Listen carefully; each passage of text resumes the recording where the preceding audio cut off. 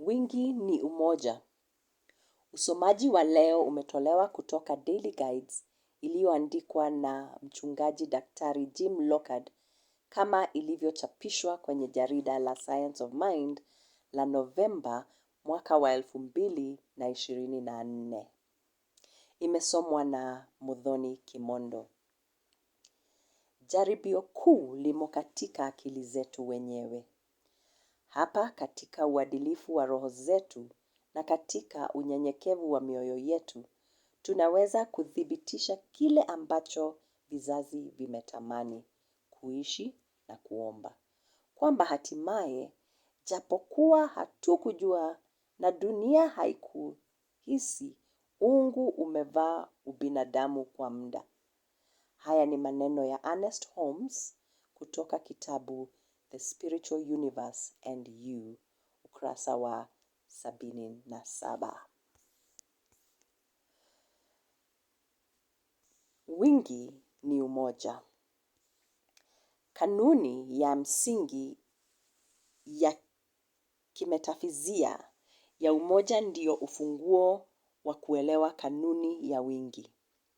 Kanuni ya umoja inasema kuwa kuna akili isiyo na kiwango ambayo kila kitu kimeumbwa kutokana nayo, na kwamba asili ya ulimwengu wetu ni kuwa na hiyo akili ikikua, ikitengeneza na ikijieleza kama uumbaji wake. Sisi ni kitu kimoja na hiyo akili. Akili ya Science of Mind. Kwa kuwa ni isiyo na mwisho, akili hii inajumuisha kila kitu. Mimi na wewe ni kitu kimoja na akili hii.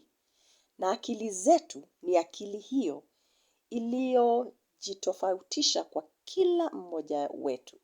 Kwa kuwa ulimwengu hauna mwisho na kwa kuwa hakuna mgawanyiko wala ukomo katika isiyo na mwisho, basi wingi ni jambo la kawaida katika ulimwengu.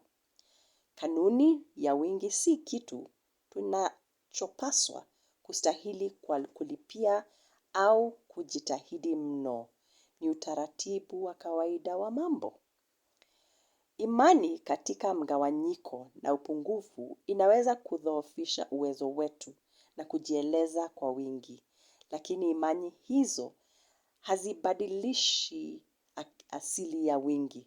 Tunaishi katika ulimwengu wa wingi na tunapaswa kujifunza kukubali kwa undani kwamba hili ni kweli. Vizuizi vya wingi vipo ndani yetu wenyewe. Ni imani zilizopunguzwa na programu zilizopewa na wengine waliokuwa na imani katika ukosefu. Wengine hata wakiona ukosefu kama fadhila. Lakini sasa tunajua vyema zaidi. Tunajua kuwa sisi ni kitu kimoja na roho isiyo na kiwango. Na kwamba wingi ni utaratibu wa kawaida wa ulimwengu na wa kila mtu na kila kitu kilichomo. Hili ni tamko ambalo unaweza kurudia mara kadhaa kwa siku. Utasema, ninajua kuwa mimi ni kitu kimoja na roho.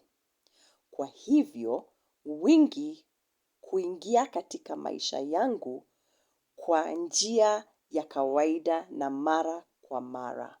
Mimi ni wa kutosha na nina vya kutosha.